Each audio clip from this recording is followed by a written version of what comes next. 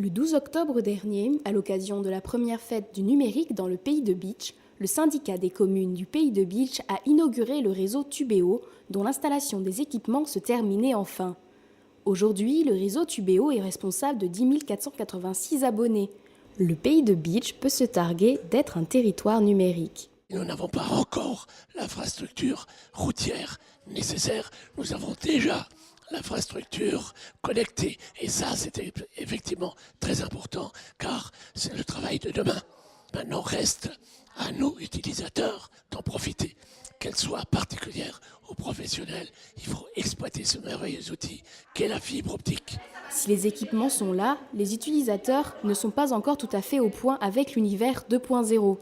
En effet, il arrive encore que la hotline du réseau Tubéo reçoive des messages de détresse de la part d'utilisateurs novices ou maladroits. Même constat chez les professionnels. Sophie Hensminger a travaillé sur la problématique auprès des professionnels du tourisme.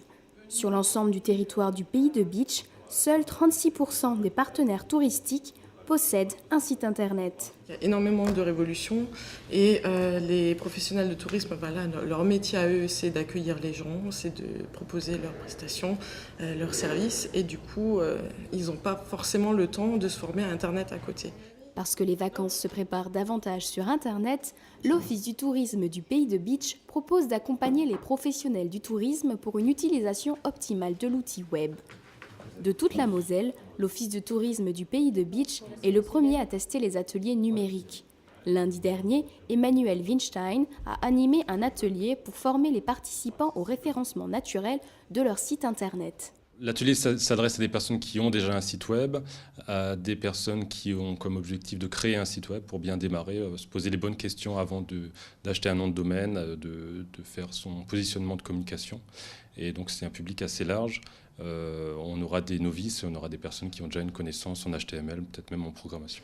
Sophie, qui a établi un diagnostic numérique sur le territoire à l'issue de 8 mois de recherche, affirme que le Pays de Bitche est mieux connecté grâce à Tubéo. Cependant, tous ne profitent pas du service. C'est pourquoi, à l'attention des particuliers, l'Interassociation de Gros-Réderchin organise depuis 2007 des ateliers informatiques pour apprendre les bases. Par le biais de séances d'initiation, le CIGS propose de faire découvrir l'ordinateur et son environnement sur 10 séances de 2 heures. Il nous est venu l'idée d'essayer de combler ce qu'on appelle la fracture numérique. L'écart intergénérationnel qu'il y a entre les enfants, les petits-enfants, les parents et les grands-parents. Depuis le début des stages numériques, l'Interassociation a formé plus d'une centaine de personnes aux outils informatiques.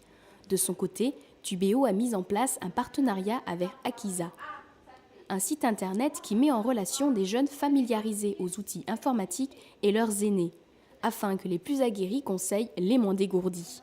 Encore faut-il savoir se connecter à Internet et souscrire un compte en ligne.